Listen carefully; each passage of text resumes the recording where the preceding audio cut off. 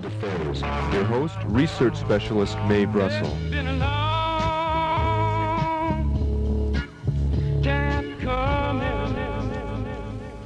Well, hello again.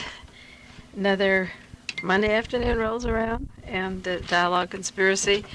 There's so many conspiracies in the news, I can't decide what information to share with you during the week. I brought in a bundle of articles to go over a few of them, and whatever comes through in the 45 minutes, we can share these together. One of the subjects which I've talked about on Dialogue Conspiracy before that I feel very concerned about has to do with a trial that's going to be taking place up in San Francisco called the San Quentin Six. And the men that were arrested, indicted in this particular case have been in jail. It'll be 2 years. It's 2 years this July that they've been in solitary confinement. 6 men were arrested at the time of the shootout that George Jackson was killed. And this was a situation where nobody could go into the prison, examine the evidence afterwards. There were a lot of discrepancies. Members of the grand jury that indicted them, 3 of them walked out, and 1 man left forever, said he'd never come back. And the men claimed they were innocent. George Jackson was killed, and 2 guards were killed, and 3 inmates. And 3 political prisoners that had organized demonstrations at the prison and had strikes for better prison conditions, or were organizing the Chicanos and blacks and whites to get together instead of splitting them up. These 6 defendants in the San Quentin case that are charged with all these murders were the political prisoners that the San Quentin officials wanted to trap and get on a murder conspiracy charge, in which case they would get the death penalty or life in jail. And the men have proclaimed their innocence, and they hardly have seen their lawyers in the 2 years. Every time they go out to visit their lawyers or leave their cells, or even if they're in their cells, they're beat up and attacked and killed. And the prison system, the California prison system, is on trial in this case, because if the men are innocent, then the prison themselves killed those guards and George Jackson in order to entrap these particular people and to kill George Jackson. At the same time, they would kill guards maybe that were sympathetic to the prisoners in the adjustment center there. George Jackson's trial was supposed to begin just 2 days. He was killed. His trial was supposed to begin in 2 days. That was a famous Soledad Brothers trial. George Jackson had been in solitary confinement for 7 years. He'd been in prison for 10 years for a $70 robbery. And the trial that would have proved that he was innocent of killing a guard in Soledad was denied him. The other men were cleared of the charges, and he was murdered just before his trial. Now the trial that would again put the prison system on to be observed for what it is going to take place. The San Quentin Six, as I say they're innocent. Would they stand trial? Every day they have been threatened with being killed for 2 years. And I started saving articles about escalation of violence in the San Quentin prison for the last 6 months or 4 months, showing to document what happened with George Jackson, that they're bringing in provocateurs and violent demonstrations, a whole series of killings before they come down and kill 1, 2, 5, or 6 of these defendants. And so they brought in a whole group called the Mexican Mafia that they've had a series of like 23 stabbings since the first of the year. And they've brought them in from I don't know where, and they've infiltrated the system. And then there was a murder up in the adjustment center of Tommy Horn just a couple of months ago, a member of the White Aryan group. And Tommy Horn's trial wasn't coming up. That wasn't important. The important thing was that if they have a series of stabbings and then the killing of a white boy, then to take 5 blacks or 1 Chicano isn't so obvious, because it comes at the end of a series. But it's those boys they want to get, because it's their trial that puts the prison system on trial. So there's been a series of violences. The Sergeant Butler, who ran the adjustment center, who threatened to kill these men continuously, finally got moved out of the adjustment center for being responsible for killing Tommy Horn. He was stabbed 22 times and put in a solitary and beaten up by the guards when he was moved into solitary, and he died there. Sergeant Butler's not in the adjustment center. But they've had pre-trial hearings. The case has been going 2 years, and the men are living in solitary confinement. The indictments, of course, the grand jury thing is locked up. Nobody can see on the basis that they've been in prison for 2 years. And they can't have any attorneys of their own choice. They've been fighting it to the Supreme Court to try to get their own attorneys. There's a list of well-known attorneys waiting to take their cases. The Supreme Court, the state Supreme Court, I think, is deciding it now. It's been turned down on all the other cases. But every time they have a pre-trial hearing, they had one 2 weeks ago and one a week before that, the men are beat up. And they're in chains and shackles around their hands and legs and groins, and they go in and they're beaten up. One, David Johnson, was very badly injured the last time they had a hearing. And the men are going for another pre-trial hearing on Friday the 27th. And they're just, when I say they're beat up, I got interested in the case at Salinas when Hugo Pinell, who's one of the defendants, was on trial out here in Salinas last year. And at that trial that I visited, out of nothing, a witness had his hair pulled out by the hands full, and there was chains around his throat and groin, and Hugo was beat up, and they pulled guns in the courthouse, the lights go out, and everyone's yelling, and they stomp on the prisoners, and the men are, Hugo was moaning and groaning, and the day after he testified to try to prove his innocence of killing a guard, he was stabbed with fountain pens in his cell and punctured his stomach. He almost died, no medication for that, and pus set in, and so Hugo's on trial. He's one of the San Quentin Six. I would like people who listen to Dialogue Conspiracy to write up to California, the Assembly. Alan Cerroti is a very good man, or Marv Dymally, or Alan Bailinson. Write to Sacramento and ask that the guards who transport the San Quentin Six to the trials quit beating them up. I can say I've seen the provocations I saw with my own eyes, and I still remember that scene out here in Salinas. And the people who listen to this show, if you take the time tonight and write and ask that these men, the San Quentin Six, have a fair trial. Another thing happened this week that was in the Chronicle. There was an article sent to the Chronicle, an anonymous letter, which said that if you don't free the San Quentin Six and let them go to Algeria or Cuba, that the more guards were going to be killed. And it was an anonymous letter, and it was there's no such organization. It was something like the Black September group, but it was a group supposedly of inmates at San Quentin who sent a letter to the prison system and to the San Francisco Chronicle: if you don't release these 6 men, some guards are going to be killed. Now that is pure provocateur, brought in violence. The San Quentin Six don't even know this is happening. I correspond with one of them every day. They're sitting in a cell, and somebody is setting the trap already that the men are into a getaway thing, which is instant murder. And I've watched this escalation in anticipation for the trial, knowing the evidence of their innocence and knowing how the prison system works. They're setting them up, and they've been setting it up. And the article this week in the paper worried me, and I think we should ask for a fair trial and find out how these men were railroaded and what happens to the prisoner, like George Jackson, how they are murdered inside the prison. Dialogue Conspiracy is about conspiracies of killing presidents or candidates for presidents, and it also goes into political prisoners, because the point about political assassinations is to achieve a police state. And when you talk about a police state, you think of your prisons. You think of Nazi Germany. The prisons were a very important part of it.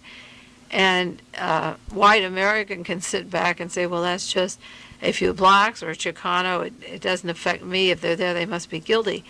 But it's going to come down later on all of us, and that isn't the reason to be concerned. It's just that the men are innocent. They've been framed, and they shouldn't be beaten up. They go to the trial, and they're just beaten up and brutalized. So write up to Alan Cerroti, care of the Assembly up in Sacramento, and ask that security guards that don't hurt these men guard them going back and forth from San Quentin to Marin County. And that would be a big step in helping to keep them alive instead of being brutalized because they want to prove their innocence. They want to be alive to go to a trial. And it's a day-to-day existence of whether or not they'll be able to or not. Well, there's a lot of things in the news. There's an Alan Lowenstein who had an interview.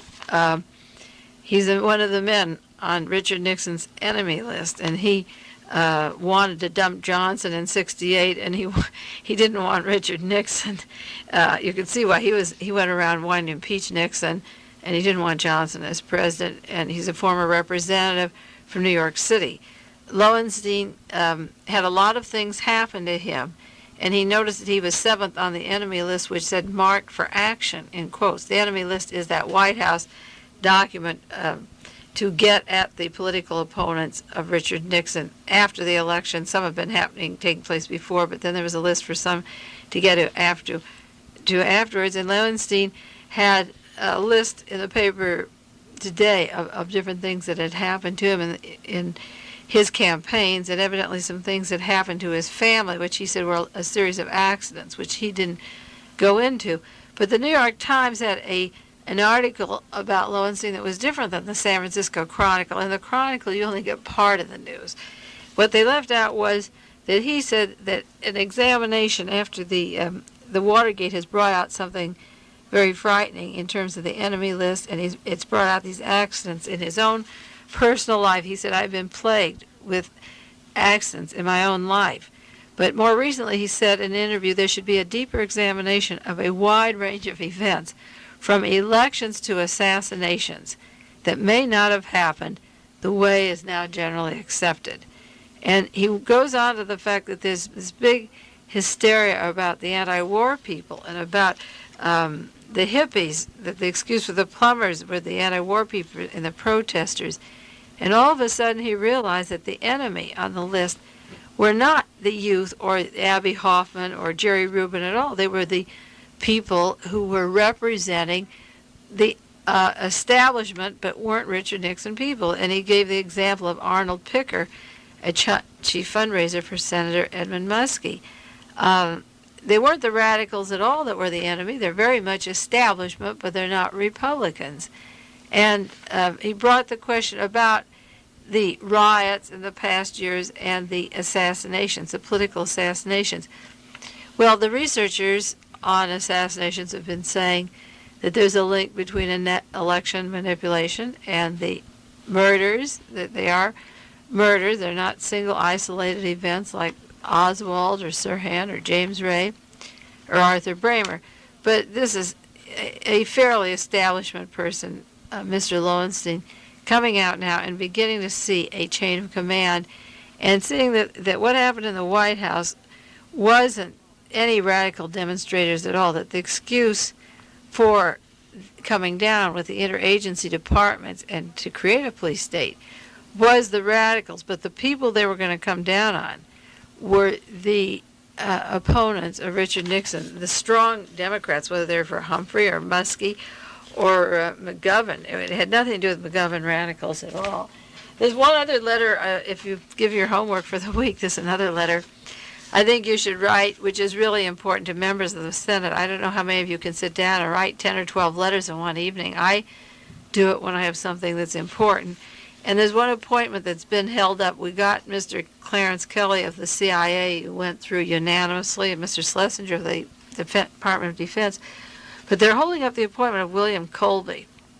And this is a time where we're talking about elections being sabotaged and police state and government being overthrown. And William Colby is the epitome of all the evil things that America's done in the last years. He's been suggested as the head of the CIA by Richard Nixon, and this appointment is such an insult to what the Watergate is about. And if the American people sit back and accept this without a protest, they almost deserve Mr. Colby. He was the head of the dreaded Phoenix program in Vietnam that displaced whole villages and populations, spread terror, the kind that we are getting in America with the special forces, I call it paramilitary operations, coming down on areas of our communities in a very systematic way. One of them is that Dale program, that drug program. And a lot of terrorists, the Mau Mau killing at Virgin Islands at the time of the elections, the Chicago, Illinois murders, a series that ran through the suburbs there, and the Manson thing was a terror movie done by the special force kind of operation called the Manson, it was actually a paramilitary coming in, cutting the wires, and killing these people, replacing the bodies in a certain position, and leaving. Well, Mr. Colby was the master at spreading terror against one faction of a community against each other, and that's what happens with the Manson thing. You turn the youth against their parents, the parents turn on the youth, and society turns on the young people because they identify them with the killers. Mr. Colby had, or still had, 40,000 political prisoners who were opponents of Premier Thieu locked in jail. There's been pictures recently of torture and exposures of things going on, and they're still being arrested. The Phoenix program is still going. It's synonymous with throwing people out of airplanes, taking 3 men up and then throwing one out so that the other 2 would talk. And he's been charged by a former CIA official of doctoring the elections down there and rigging the elections the year that Diem got in. Diem got 90% of the votes, and there's documents existing that Colby was manipulating the elections down there. A Mr. Sakawa, who worked with the CIA from 1959 to 1962 and then left there, took documents with him that charged William Colby with slanting the intelligence data, submitting misinformation, permitting American funds to be used to rig the 61 election in South Vietnam. Well, a man who's synonymous with covert activity, dirty tricks, rigging elections, population displacement, torture, tiger cages, as political assassinations, is hardly the man that we would want in the United States of America to be running our domestic agencies, particularly at a time where the CIA is being investigated for infiltrating the American population to the extent that it did. Ehrlichman testified before the grand jury in Los Angeles. He hasn't come out. He'll be the witness tomorrow, John Ehrlichman, at the Watergate hearings. But he came out in Los Angeles and claimed that the Central Intelligence Agency was behind the Watergate operation and the Ellsberg. He claims that the agents were working for the CIA all along. And this is one of the things I said in the Realist article that I did a year ago, last July, that the whole Watergate affair was a CIA operation. John Ehrlichman came out this last week, and what he said was, and this is interesting, the point, a lot of people wonder, well, working for the White House and under White House salary, why would Hunt and Liddy be going to a psychiatrist's office? There's nothing about leaks out in Beverly Hills, California, of Daniel Ellsberg. But John Ehrlichman testified at the grand jury that what they were doing is that they were working for the CIA. In other words, the plumbers was just a cover. They were working for the CIA, and they were getting Ellsberg's conversations with his doctor so they could build a psychiatric profile for the Central Intelligence Agency. See, the CIA, the Charter of 1947, said they can't operate inside the United States.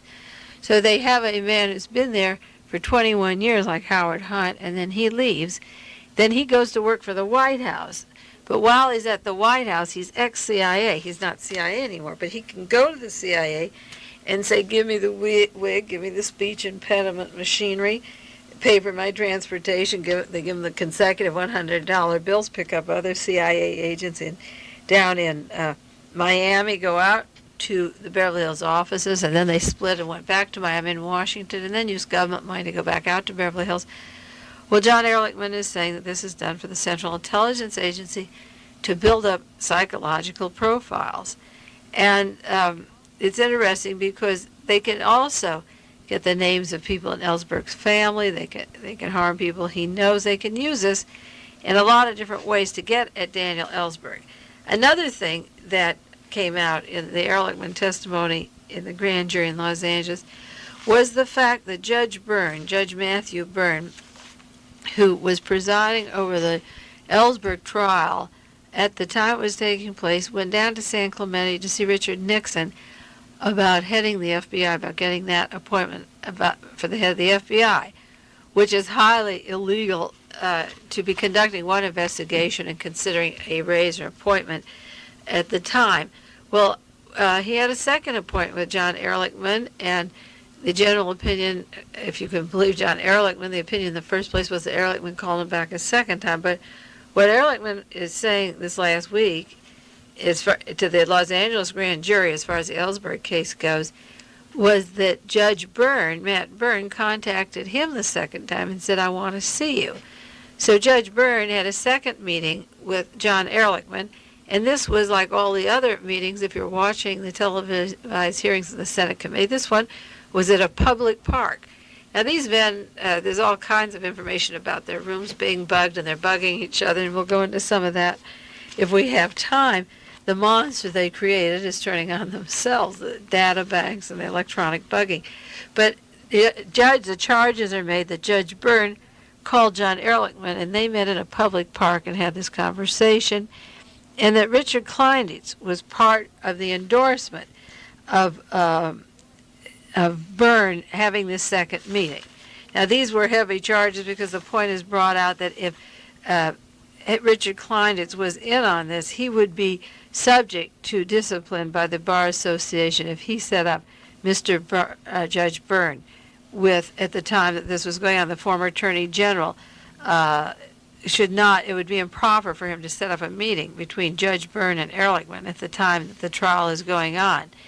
So this would be grounds for impeachment if it's true for the judge or disbarment. If Judge Byrne initiated the second call to Ehrlichman, then the California Bar Association that's working on disbarring Richard Nixon, Herbert Kallenbach, John Ehrlichman, and others are considering disbarment of Judge Byrne if he set up that appointment. So Ehrlichman, one of the two, is not telling the truth.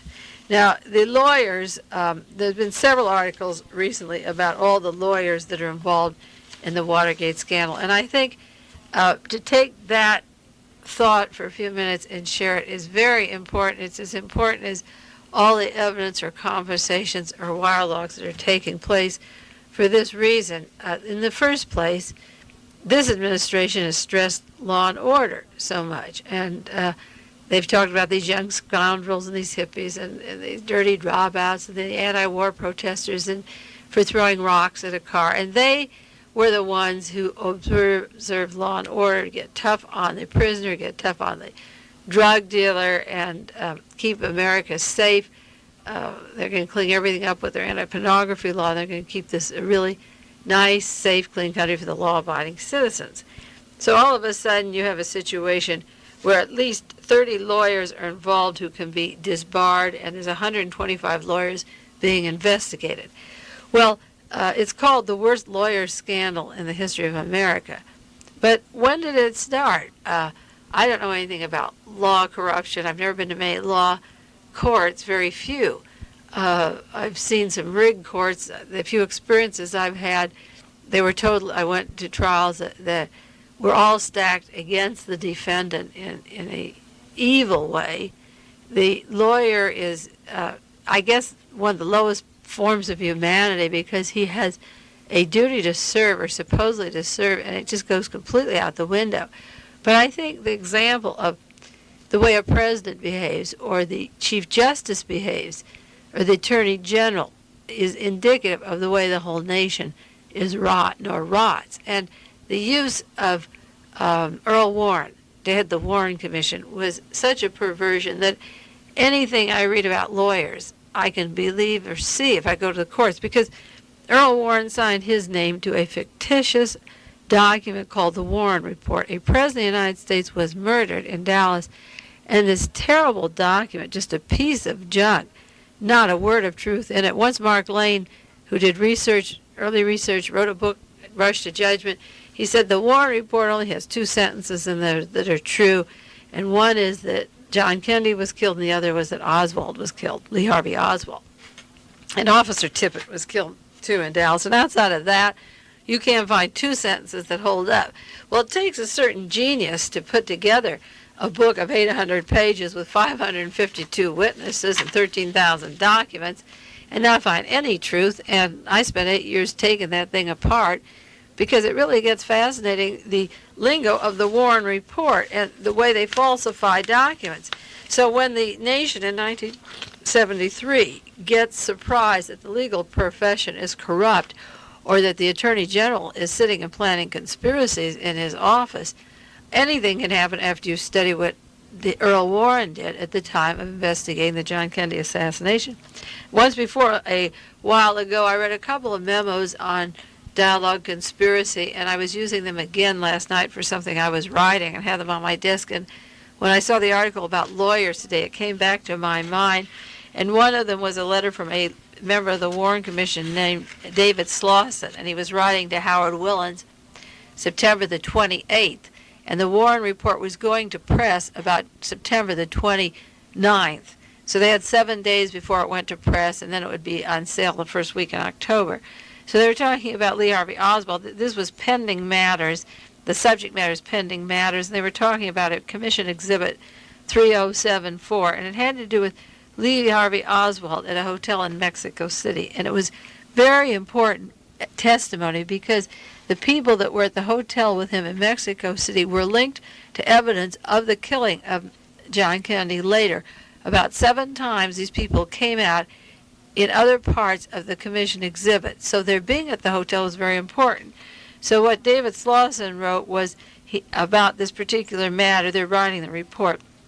And he says, we have additional or substantive authority from the FBI. Substitute, he says, on Chapter 6. He says the FBI wouldn't give us, they weren't able to get a comprehensive list of the Hotel del Comercio guests.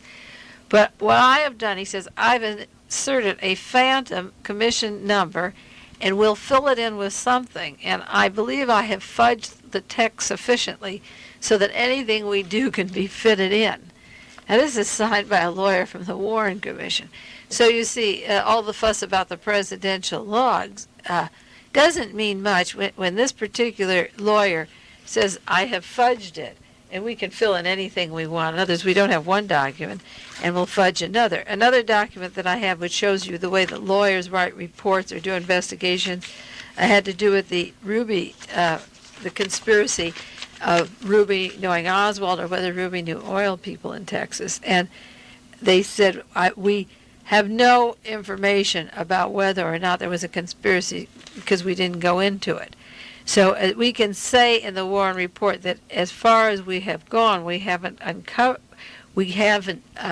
to any evidence of a conspiracy. And this is what their letter said. It's no, they can't rule it out, they said, because Ruby's still alive, but we have no evidence of a conspiracy. And that is a true statement because they said we haven't looked for it. And that letter was written August 14th. And the part about whether or not Jack Ruby knew people who hired him or arranged for him to kill Lee Harvey Oswald, the Warren report said there was absolutely no evidence of a conspiracy for Ruby to kill Lee Harvey Oswald. And the letters of the commission that I got from the National Archives said that they could say this honestly because they didn't investigate it. So that's the way the lawyers work. When you get Earl Rankin, the chief attorney for the Warren Commission, selecting an all-CIA staff, the selection of the staff was so top secret it's locked up for 75 years. And then in Los Angeles, California, when Robert Kennedy was killed, Evel Younger, another lawyer, was the district attorney. And now he's the Attorney General of California, and he sat on all the evidence of the conspiracy to kill the man who was running against Nixon in '68. So when Attorney General John Mitchell's involved at the Watergate, it really is not much of a surprise. The charges against the Watergate lawyers, it's been described as the worst scandal in the American legal profession, and they've been accused of many things. It involves lawyers such as President Nixon, all the way down to lawyers that work for the FBI. In 7 weeks of Watergate testimony and the proceedings that implicated lawyers in a lot of charges, which they call unethical. They're trying to find out what guidelines lawyers should use. But they're not only unethical, they're absolutely illegal. They were conceiving and approving and carrying on a break-in and bugging at the Democratic National Committee. They directed extra-legal schemes in the name of national security and committed felonies and burglaries and fire bombings. And their one objective, they said, was to stop security leaks, but they were going to bomb buildings. And I've mentioned once before on a show 2 churches that were burned down up in Seattle by a CIA agent to blame hippies and Antichrist people. They do fire bombings. Lawyers sat in on the planning of fire bombings. They financed and conducted a campaign of political sabotage and espionage against all of the contenders. They withheld and destroyed crucial evidence that would have tied the committee for the re-election of the president right to the White House. They rehearsed perjured testimony over again that concealed any involvement of the White House in bribery or in the plot to bribe. They bribed the 7 original Watergate defendants to keep silent. They failed to inform the authorities of suspected criminal activity, despite their service in law enforcement positions where they swore that if they knew of something they were supposed to report it, they didn't do it.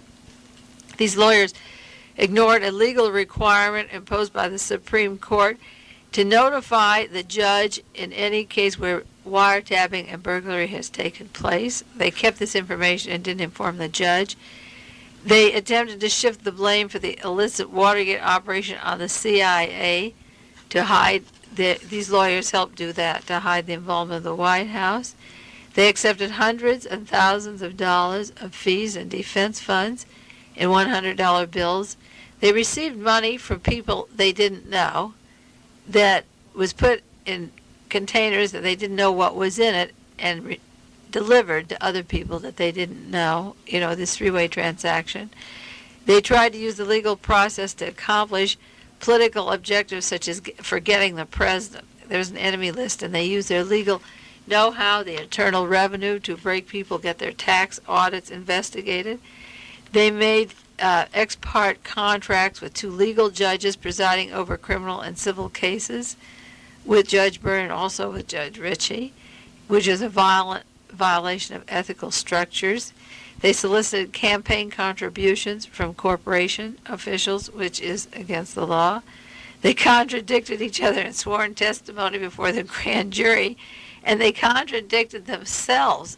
You heard Mr. Moore. He was a lawyer for the White House. He made a statement on a matter, one statement, and then he made one that contradicted himself. And they said, which one is it? And he said, well, whichever you want.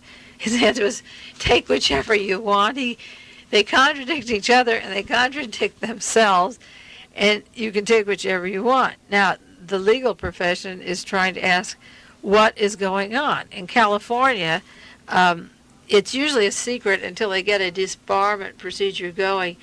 It's a procedure not to list the names, but it's been revealed that in California, the question of taking away the license to practice law is under investigation for Richard Nixon, John Ehrlichman, Herbert Kalmbach, Gordon Strom, and Donald Segretti. In New York, the Bar Association has opened the files of John Mitchell and Gordon Strom, who practiced law in the office of Mitchell and Nixon. And Strom and Mitchell are the 2 people that they're checking out now in the New York Bar Association. There's 6 other New York attorneys that are implicated, that they're working on the papers now, lining those up.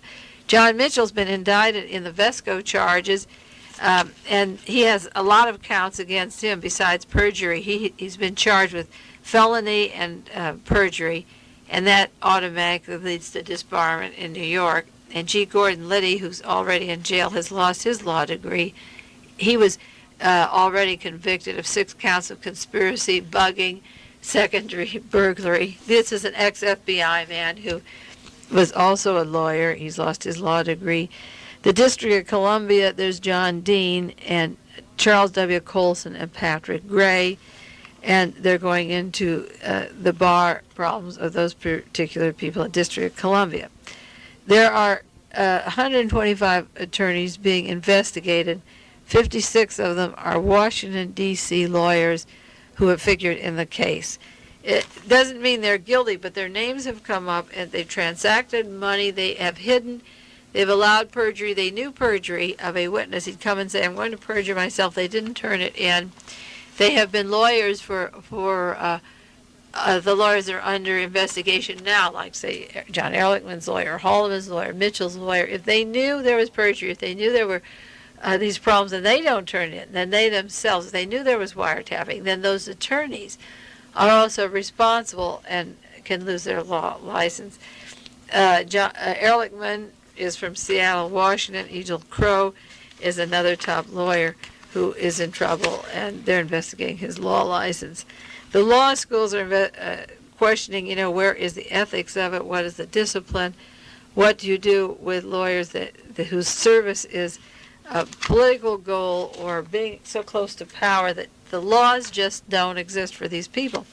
But one of the big problems in this country that is not recognized, and I just finished writing another article for The Realist this week, and the thing that people don't realize is that Richard Nixon and these lawyers do not consider themselves breaking a law, because they are actually war criminals. They are carrying on these paramilitary operations against us at home, killing their prisoners, killing civilians, hippies, hitchhikers, musicians at rock concerts. They are conducting a warfare at home, and to them, anybody who isn't like them is equal to a communist, even if it's Hubert Humphrey or Senator Muskie. So if they have to save the world for their kind, then they're merely conducting a paramilitary operation. You don't have a legal permission to murder a man in a village of my law. You go in and take the women and children, and the legal system protects you because it's a war.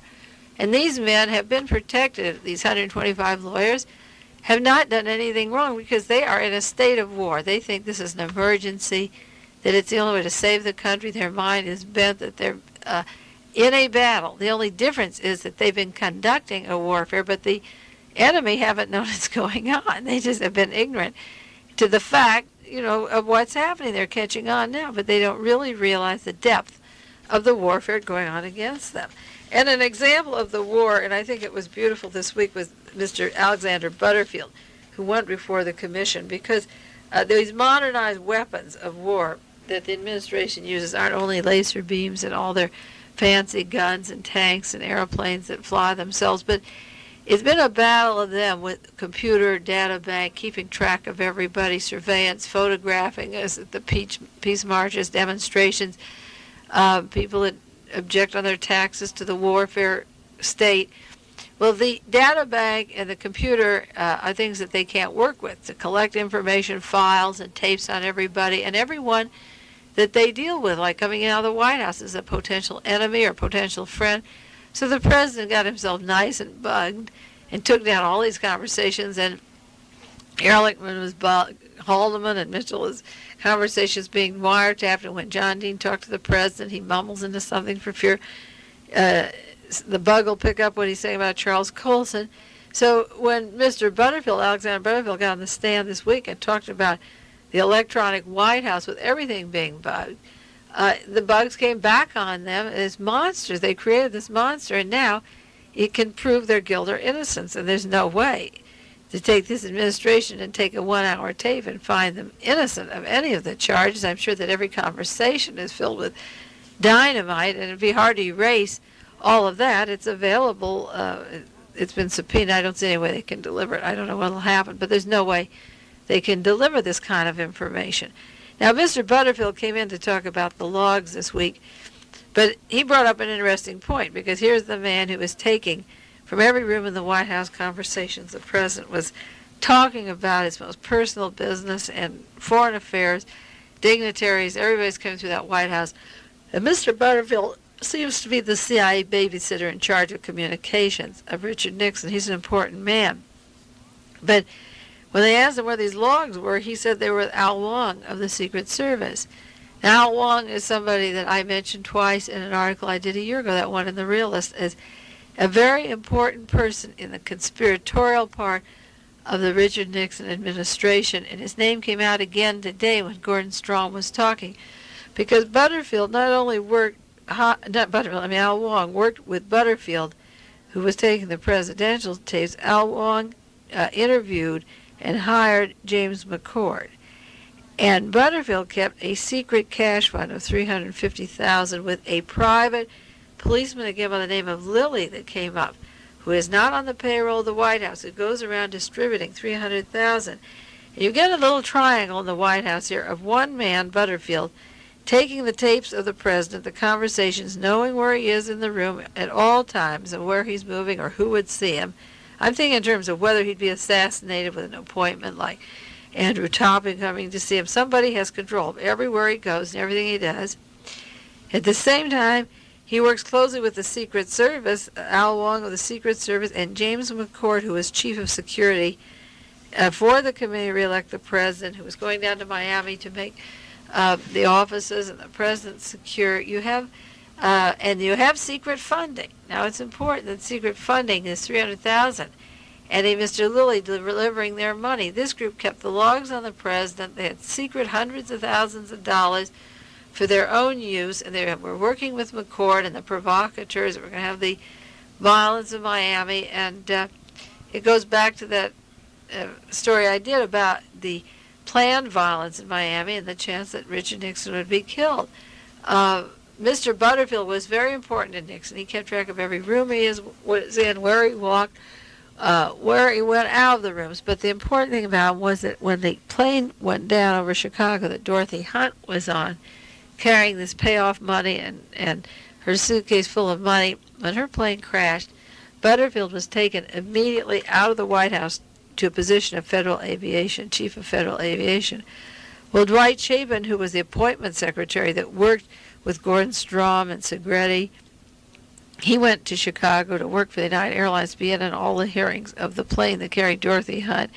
A. Jill Crow, who worked with the plumbers, Hunt and Liddy had hired them and was in charge of their operation from the National Security Council, the CIA, went to the Department of Transportation, and Butterfield went to the Federal Aviation. So the top espionage team of dirty tricks were covering this airplane and trying to keep the sabotage down. So that is very convincing that Sherman Skolnick's evidence it's confirmed more and more by this group. What's really troublesome is that extra hundreds of thousands of dollars that Butterfield was giving to Mr. Lilly. That was a new name that came out today that we have to watch. The president had a little sickness this week. He got over it fast. Senator Sam Ervin wanted the White House logs, and Richard Nixon said, you can't have them. So there was going to be a little issue over that when Richard Nixon went to the hospital, and you can't beat a man when he's down. That wouldn't be fair. So he got himself tucked into bed for 1 to 3 weeks, but he was seeing Mr. Kissinger, and he was seeing General Haig, because to Richard Nixon, foreign affairs, to save the country, for the foreign affairs is important, domestic affairs are not important. So Sam Ervin would have to wait for the court visit until he recuperated. And he was waiting to see how the president's lung was catching on, and there was talk that he'd be there for 3 weeks. But then when Butterfield got on the stand last week and said the White House was bugged, everything was bugged, and that the tapes exist, Nixon jumped out of bed really fast, because my paper said he'd be there 3 weeks, which I thought was outrageous. And all of a sudden he jumped out of bed. The Monterey Herald this week had an article in the paper when Nixon left the hospital. The doctor said, now go down to Camp David or San Clemente, rest, and get some swimming in. It's a funny kind of pneumonia to be swimming. But he jumped out so fast, and I'm sure it was to take care of the logs. And then there were articles. Richard Nixon loves to walk in the country. Well, walking with Bibi Rebozo is the kind of walk that Ehrlichman does with Judge Byrne. The rooms are all tapped and bugged. I'm sure there's instructions of what to do next or strategy, so he went down to Camp David. Then he sent a letter to Sam Ervin, you can't have the logs, nothing will be accomplished. So the whole illness episode didn't really accomplish too much. It's true, he looks sick, he looks terrible, but I don't think there are very many people that believe that the timing of the pneumonia, the way he fell into bed and fell out, that there was too much to it. The most important man of the so far, besides Butterfield, that's on the stand, if you can say a most important, in terms of dialogue conspiracy, was Anthony Laswitz, who was on last week as a witness. And only Senator Weicker takes him seriously, takes the thing seriously, and stopped their laughter and reminded Mr. Laswitz where all these parties were that he was talking about, like Howard Hunt in jail and Dorothy Hunt dead, and he took it back to the serious tone. And there's a very interesting information about Anthony Laswitz and John Caulfield, the true story about these agents working inside the White House. It's shocking, working inside the White House, getting this money from the New York Police Department, and salary, Laswitz getting $100,000, the attorney for Richard Nixon called back handing this money in '69. The truth of their activities will just begin to surface. But it seems that Mr. Caulfield has worked in the New York Police Department for a long time, but he has had access to the private papers of the intelligence agencies and worked with the CIA that worked in the police department of New York City. Now, Mr. Mowry, the CIA, has defended the right of them to help police departments, but you get Mr. Caulfield working with them in New York City. He worked in their files, in their computerized files, and he had access to the police files of radicals in New York City. Caulfield has known Richard Nixon since 1960. In 1960, when Nixon was the vice president, he was on the security force assigned to Richard Nixon. He was with him in 68, and he was not off of the police department in New York City. He was going to retire.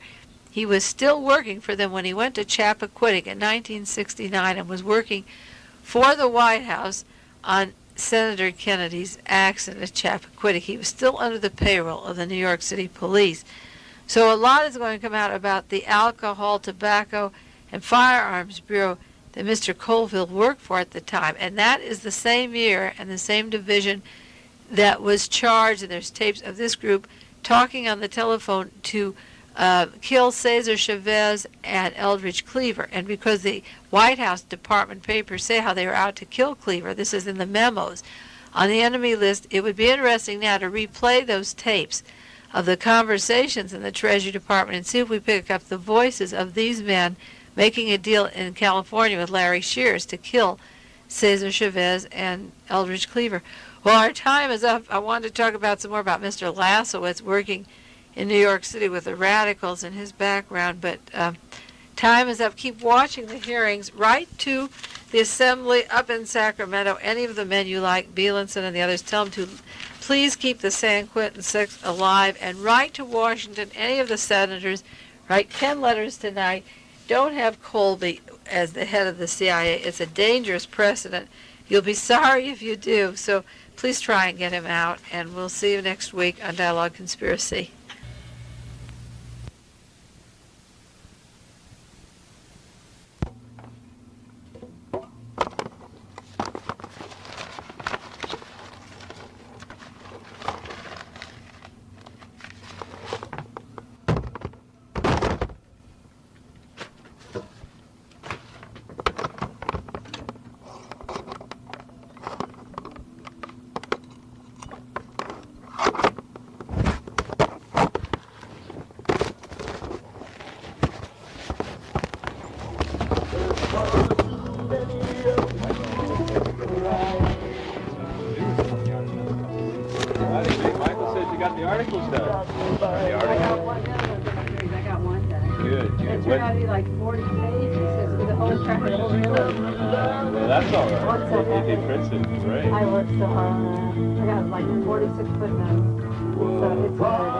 When's it going to come out?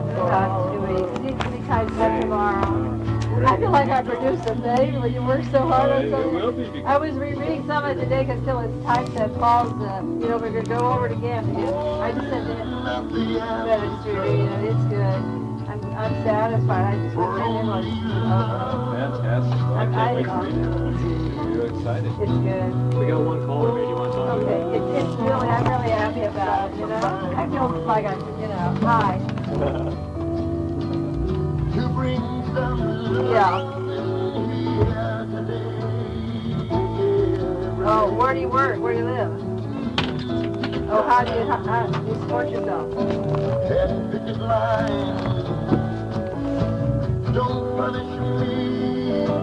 Well, I mean, how do you pay for gas and food and stuff? How do you pay that? So what are you gonna do? Yeah. Well, I need help, but I always have to know, I have to be careful.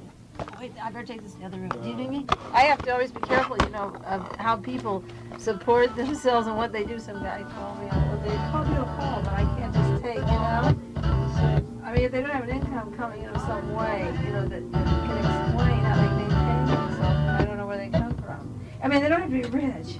They have food stamps, but I have to know who's paying their bread. It's not the government. Yeah.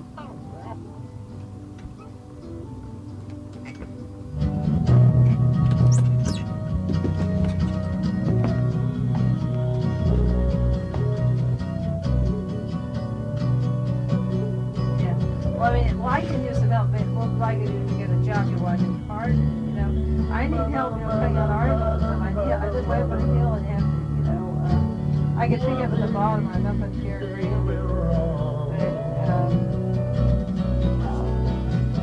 You want to cut articles and stuff? Is that what you want to do? Well, I need help, yeah. Well, let me have your name. I'll call you. Do you have a phone? Who's that? Yeah. Yeah. What's your name?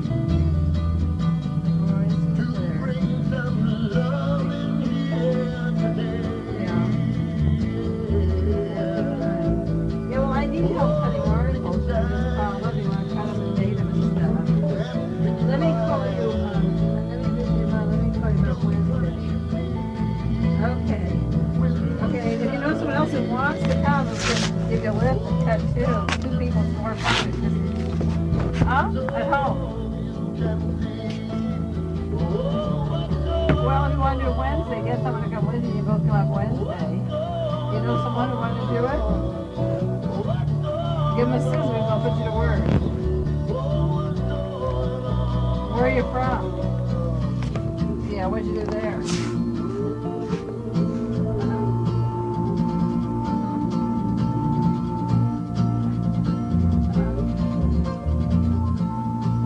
God, yeah.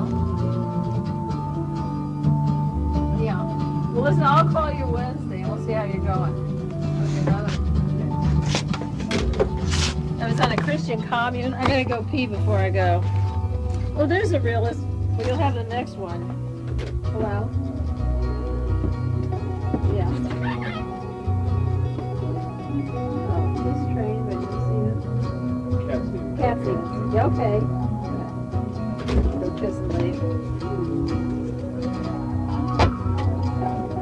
Bye, Mama.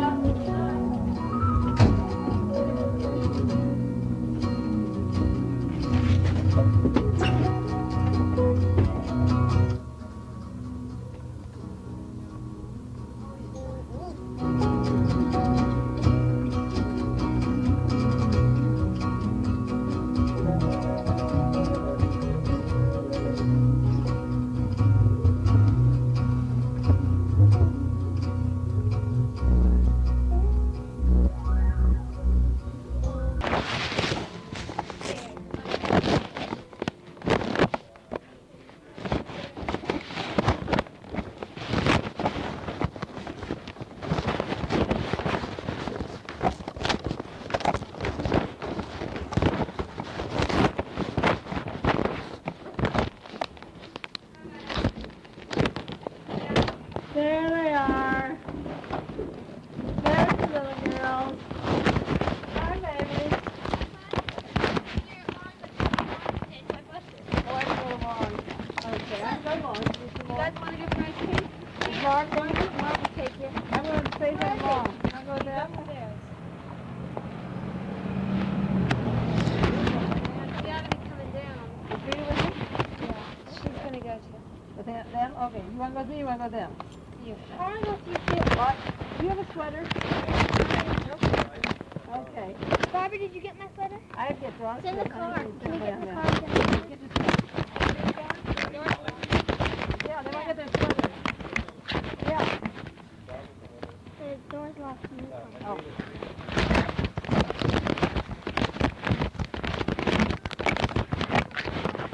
You have my key card. I don't want my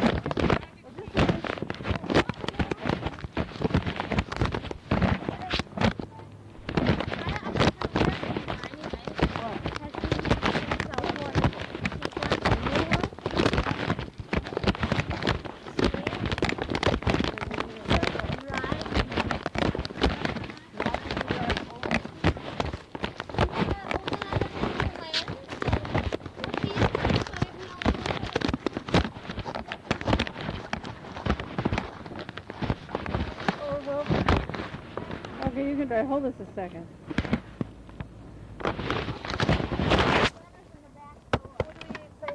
Want me to? What'd she buy? A pool? Barbara, what? Here's the keys. My sweater's caught. It was Molly's old one. What? Are you driving? Pool paper. Wait a second. Get 'em We'll see you at home. Okay. And What ice cream place are you going to? Baskin Robbins, want to meet us there? Yeah, maybe. Okay. Please meet us there.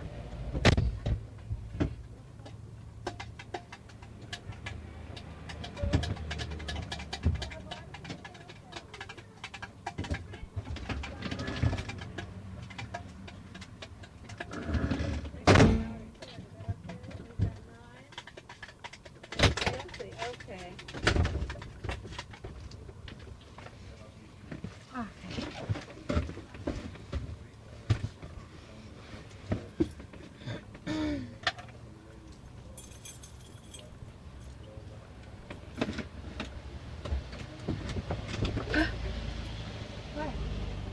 Don't ask me what's up here, right here. I went to close the window and I finger her. Where's Rita? Oh. I'm glad Marvin's with her. He looks okay today. Look that classy today, right? Changes every day.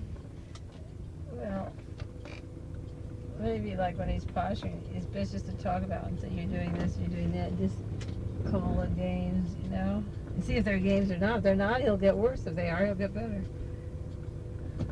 I'm happy when I see him this way, you know, like